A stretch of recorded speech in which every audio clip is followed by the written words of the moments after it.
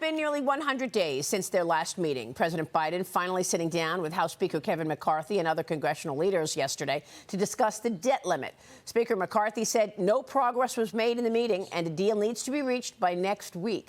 McCarthy slamming President Biden for delaying the negotiations. Watch. I don't think a short-term extension does anything.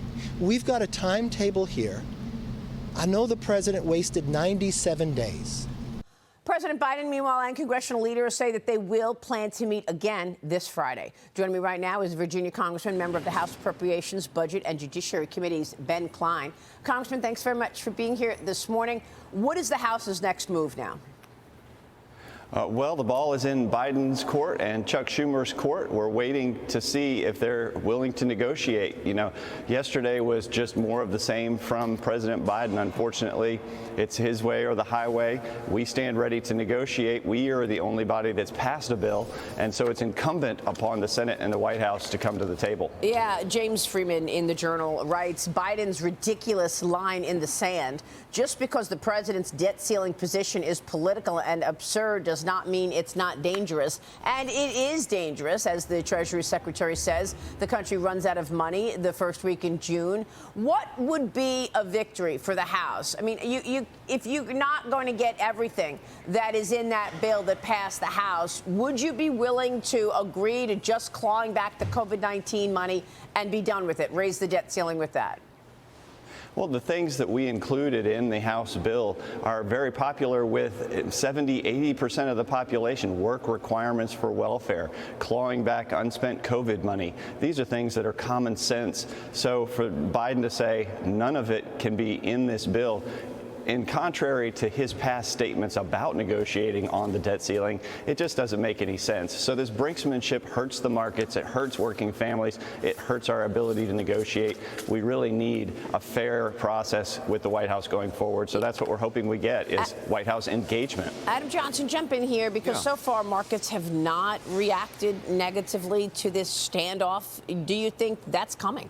No, I don't. And I think the reason that markets haven't reacted negatively is the fact that there have been 74 debt increases since 1960. As the congressman knows, they always get it done. It's just a question of how, and sometimes it's ugly between now and then. But we figured it out. The market has figured that out. Now we just want the details. Yeah, I mean, are you expecting that we get the forced push to raise the debt ceiling on, Memorial Day weekend when everybody's about to go home, or July 4th? I mean, he's not going to move on concessions in terms of limit spending, the president claims. Well, I'm talking to Democrats in the House who are pushing the administration to move. And so you're seeing behind the scenes Democrats starting to push this president, and I have a feeling he's going to be coming to the table very soon. Well, we're also watching the Oversight Committee Chairman, your colleague James Comer. The White House is already attacking James Comer ahead of his press conference this morning on the alleged Biden family influence peddling. A spokesperson claims that Comer is leading a, quote, evidence-free, politically motivated investigation. As you know, the Judiciary Committee will release a report this week that contains testimony showing an active CIA official helping the Biden campaign gain signatures for the infamous letter discrediting the Biden laptop as Russian disinformation, Congressman. Where are you on that? And what about this influence peddling scheme that James Comer is going to tell us about today? Do you have evidence that, in fact, the president committed a crime? Well, what we have is a report out of the Judiciary Committee, on which I also serve with Jim Jordan, and it's quite mind-blowing to know that CIA officials actually worked to get these intelligence agents signed onto a letter that the Hunter Biden laptop was Russian disinformation.